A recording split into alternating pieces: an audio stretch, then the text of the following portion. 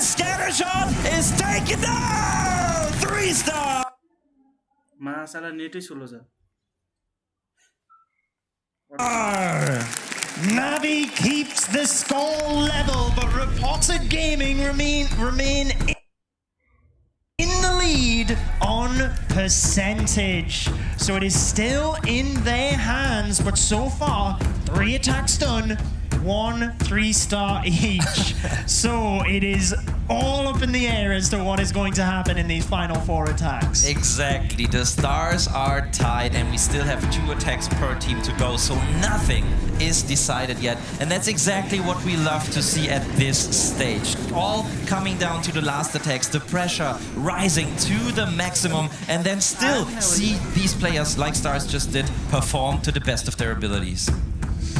Look at the celebrations from the audience. Fantastic to have everybody here in Helsinki enjoying the finals and just cheering these teams on, having good fun watching Clash of Clans action. So let's get into the next attack.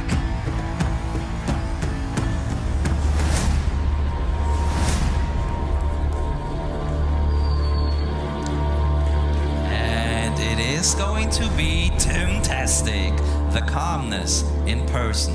We cannot see him move a muscle while he is attacking. But sure, deep down inside, there are some nerves that are shaking right now. But let's see what he brought. 14 super goblins, so he's going to snipe the town hall, most likely. But there are, there goes the donut for 2 scatter shots and the eagle, and you cannot really bait a donut, right? Because there are no traps you can set against it. Absolutely, and as you correctly said in the last attack, you want to just turn the buildings invisible that you don't want. So he doesn't want the clan castle in this scenario, he doesn't want any skeletons going to that, so he's able to just keep that invisible, get the other defenses, whilst the Flinger is still doing its job down there. Yeah, and now he's sending in the Queen without any protection so far. A couple of Super Barbarians sent in, but it seems like the Queen's major job is to take out the storages around there so he can target the town hall with the Super Goblins. Indeed.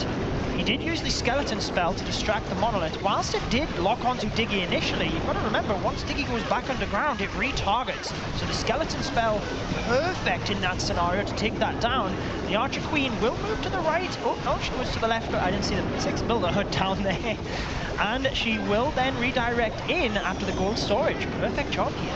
Yeah, and she doesn't even need the Super Goblins to take that out. Now I wonder, is he going to snipe the clan castle? No. Okay, so he can just now use them for funneling. Maybe it was a backup plan if the Queen didn't make her way in there, but so far it's looking interesting. Like, I don't know what to say. This guy is so creative, Judo. What's he going to do next? Well, where do you think he comes? Do you think he comes in from the left here? Because nope, I guess not. I was going to say, because that Rage Tower is not activated, he could use the Warden ability to get the Queen early, but decides to come in from the north in order to get that pathing, I guess, since we've still got the super minions working towards the bottom. Might as well put them to use and get some of those Tesla. Exactly, and the balloons are tanking a little bit of damage for those super minions, so he can get the perfect value out of them. And notice how he still has the king. He's just sending him in at the bottom side, and yeah, the space is looking overwhelmed. He still even has a Dragon Rider. What is going on in this man's brain? He's got everything sorted out, everything planned for, and gets the next 3-star for Reported Gaming. How does he have this many troops left over, even turning the balloons invisible, so he doesn't lose any of them towards the multi-target Inferno? You need to make sure you are on your A game here, and you need to stay focused. Even though he knew he had the 3 stars, you never know when that is going to come into play in an upcoming match. So I really like the fact that he stayed focused right until the end, despite all of us cheering around him. Exactly, but he proved me wrong there in the end, because I said he's not moving a muscle, but at the very end we could see a big smile there over across his face. And there we see it once again, like a big, like a giant group of troops still up, and everything converging into the Naxx last defenses. And there we see it. Yeah, there was definitely a little bit of pressure on him for this attack. Yeah, I mean, looking at the troops that were left over, I think he had a fifth of the army composition left over in troop capacity. Yeah. Just incredible stuff. Let's see if Navi can respond.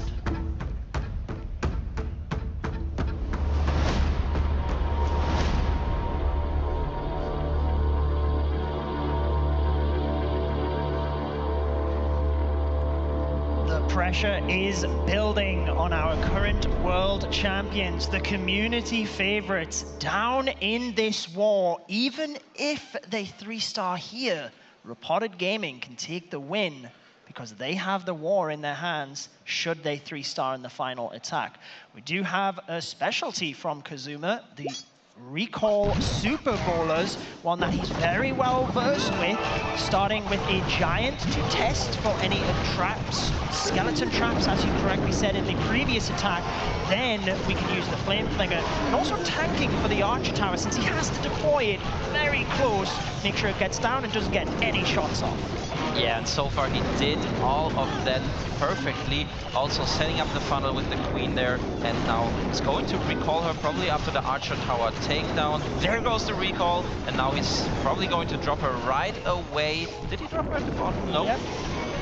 Not yet, I think. Oh no, yeah, there's the Warden down there. He's got a double hero walk. My apologies. Yeah, but she will come down in just a second, and then the big boulder smash will go on into the base. There she goes, and everything is working together now at the bottom side. Setting that funnel down the bottom with the Warden. He's got everything moving in towards the jump. He's already tested right across that top side for Tesla, so he can just forget about the Flinger for a little bit. Giant bombs go off, and he's got the jump to give his Super Bowlers access through, still holding on to that Warden ability, and holding on to the Coco Loons that he will send in for the healers. So I would assume if he does send the... Oh no, he uses the Warden ability now. I thought he was going to use those alongside the Warden ability. Yeah, he's probably hoping for the troops to have around that Town Hall, maybe go towards that multi-inferno afterwards, but we have to wait and see. The King is deployed and will probably work together with the Electro Titan and the Yetis, and maybe he can even get them into the multi. But ooh, the Town Hall takedown is now the biggest problem. We should talk about that. Yeah, and he had one minion that popped. It looked like a huge amount of traps behind the Town Hall, protecting those healers a little bit. So once the Archer Queen takes it down, as she does, she's still got the healers to keep her topped up. Here comes the Headhunter to try and reinforce. Too late with the Barbarian King going down to the Monolith, then taking down the Queen, but sneaks in the Royal Champion to the bottom side to then take that out. Yes, and he's using two wizards onto this Eagle Artillery, but yeah, the first one is taken out by the Expo already, and he doesn't have too much force anymore. Basically, just the Royal Champion ability, and he seems to be falling short. And if this is a 2-star, that sets a clear mark for Repotted Gaming's last attack to be a certain percentage 2-star to win this war. Wow. Repotted Gaming could have won it with a 3-star of their own, but now they don't even need that, like you said. Incredible work from the bases. I mentioned at the start of this attack, Kazuma is well versed in this Super Bowler strategy. So Repotted Gaming would have known that and no doubt built things especially. We've seen a lot of red A-bomb farms behind the Town Hall in a couple of these attacks, but just like that, it is slipping away from Navi with another 2-star attack, Maxi. Yes, and that means that the bar is set. Repotted Gaming need a 75% 2-star to win this war and continue in the upper bracket. And even if they don't get that, Navi would still have to 3-star. And so far, only one of their players was able to do that.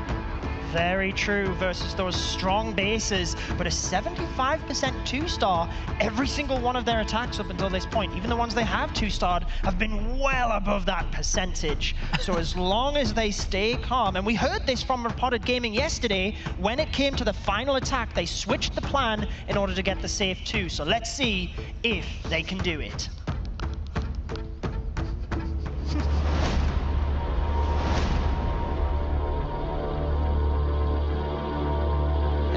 Once more, the finishing attacker is Timpa. And honestly, it's kind of a bummer because he's their best scoring attacker, and for the second time in a row he needs to get a safe 2-star, but this at least at a higher percentage in his last attack. But I don't think that he switched up his attack strategy. In fact, it's pretty close to the attacks we've seen from them so far, but this time not using a recall spell on the Queen, but rather 7 lightning spells and an earthquake, and he's going to use them somewhere in the base to take out some defenses, probably a rage tower as well. And there they go. Oh, taking out the scatter shot, ground bow, and the rage tower, which is also activated early.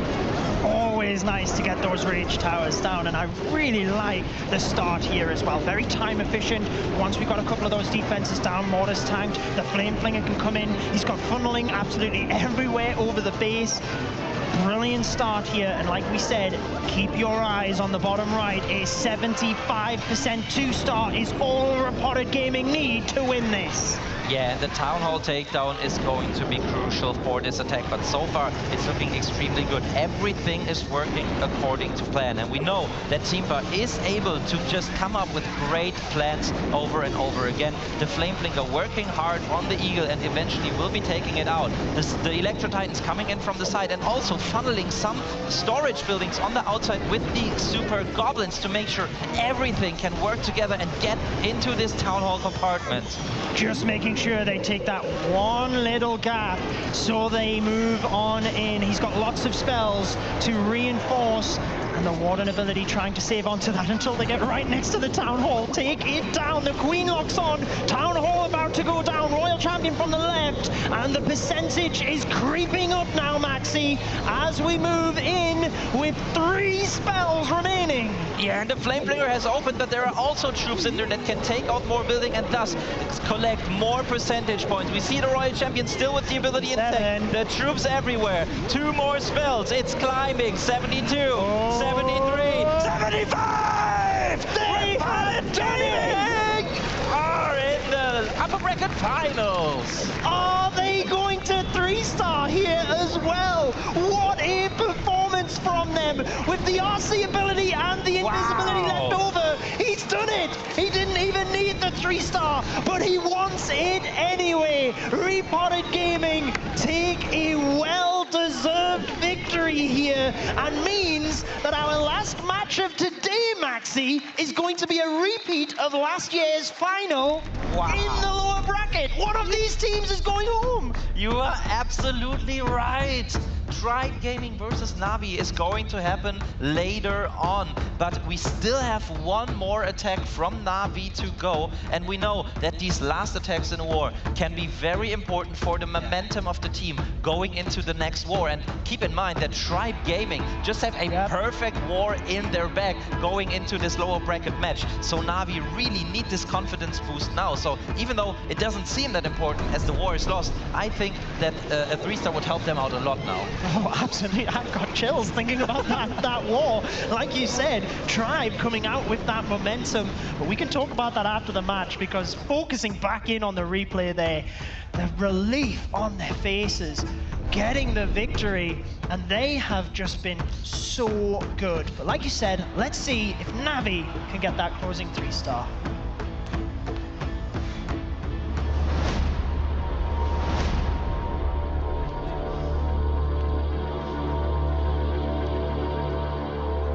It's going to be Klaus finishing it off for his team. So let's see what he had in the bag. You know, if he had prepared a secret strategy, he might have even switched it up. But no, okay, he's coming in with the same strategy as stars before. A big donut coming in with 2 Skelly spells and 2 Bat spells, finishing it off with Super Barbarians. He's concentrating because he knows you have to be so precise with those spell drops at the start. Indeed, and the one thing that I am looking at in this army, 2 healers. I still remember when he did this last year with just the tiny little queen charge. Hog Rider checking for traps down there, just making sure the flinger is good. Once he's done that, being time efficient, we can then use the bats. Where is he going to do? There we go. Going for the Clan Castle, the multi-target Inferno, and the Expo here, Maxi. That's right, and he finds a Tesla farm right there. And even though that doesn't make his Skelly Bat Donut, have no success, but it means that the value is not that big because he didn't create extra pathing for his troops. And on top of that, for some reason, he was not able to trigger that Rage Tower. See how it's just about to get triggered, but didn't end up being. That means he's going to face raged up Tesla and Expo alongside the Infernos in that compartment. So let's see what happens here. Funnel set beautifully to the bottom as he opens the flinger with Valkyries to clear the bottom side. Water walk at the top, so then we can see the stab with the heroes, presumably now coming into the southeast side of the base. Yeah, some Valkyries funneling the outside, but they don't have too much value. They're just getting a couple of buildings, but of course the funnel is definitely set for his push through the core. He's got 3 super wall breakers as he wants to open the first 2 layers, getting into the Eagle compartment and then jump into the Town Hall compartment. But you said it, raged up Teslas, 2 raged up multis. That's what's waiting for him. So he has to go early with the Warden ability, I suppose. I was thinking that myself. He's got a long way to go to this Town Hall, Maxi. He's got to nail this next wall break. Otherwise, he's going to have to allow his troops to punch through one of these walls. A very nervous moment here. Is he even going to send a bunch of Super Barbarians in? No, uses the Warden ability. Actually, oh no, yeah, manages to jump right through. Yeah, okay, so that was a great jump spell placement, but you're absolutely right. A wall breaker there could have done good, because to deploy this perfectly is very hard. But Klaus was able to pull it off. He used the Warden ability, yes, but he still has the Queen ability intact. But look at this, Judo. Another Rage Spell Tower covering this Town Hall, 2 Expos and the Warden, so he has to react quickly. And now it's all about if there are traps around that Town Hall, and he can use the Queen ability to take it out. Yeah, the difficulty of deploying the jump like that is they only have that one little bit to get through. 30 seconds here. Does manage to get the Town Hall. Circling the backside of the base. He held on to all of those Super Barbarians. I don't know how Klaus does this, personally. Me neither. I wish I did. I think I would become a pro player again if I knew. But wow, this is going to be a 3-star, and it's just like incredible. We talked about the base building from Reported Gaming as well, and it seemed like they were expecting this, but still they were not able to defend Klaus. But let's give it up for him once more, for Na'Vi. A great finish for them, showing what they got, but they will have to show it later on in the lower bracket as Reported Gaming move on in the upper bracket. Thoroughly deserved. They can certainly celebrate. We will be hearing from them momentarily as well. But Na'Vi, like you said, got the 3-star at the end with that attack from Klaus, so they can have a little bit of momentum moving out of this match, regroup, and then get ready for that lower bracket battle versus Tribe Gaming. But what was your thoughts on Reported there? Amazing stuff. Amazing, and especially I liked how good they were on the offensive side, because they didn't show any nervousness, you know. They have been at the World Championship last year already, and we know that they're known for their base building, but their offense was on point as well this time around. So why don't we go down to the stage and hear from Reported Gaming what they thought about this match. What an incredible match this was. Congrats to you guys, and I think this deserves another cheer, taking down the world champion of 2022.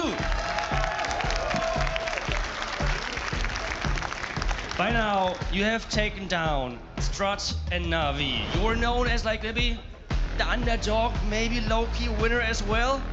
By now, I think you have to be the favorite. What do you make of that? Is that changing anything in your mentality? No, I think we got in the tournament like being one of the favorites, like in our mindset ourselves, so it will be the same moving forward from now on. This means as well that